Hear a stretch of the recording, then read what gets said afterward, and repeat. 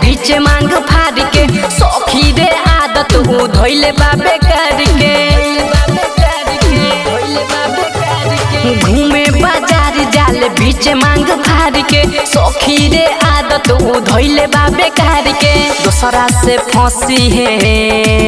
अरे दूसरा से फंसी है तो केसवे के छांट दे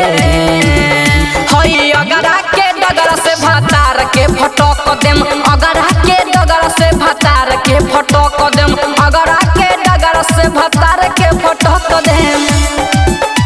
भतार के फटक देम भतार के फटक देम हई अगरा के डगर से भतार के फटक देम इन्ने ओने जाके माजा जे उठाई उनकर ओरहन घर ले आई एने ओने जाके माचा जे उठाई उनकर ओरहन घर ले आई छोड़े बना अरे छोड़े बना हम बरतन जस फटक दे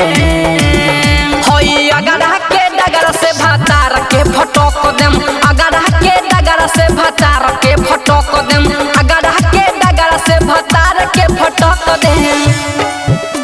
भतार के फटक देम भतार के फटक देम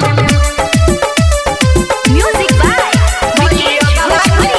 से भतार के फटक देम संजय शराबी पिया लागल बिगहरे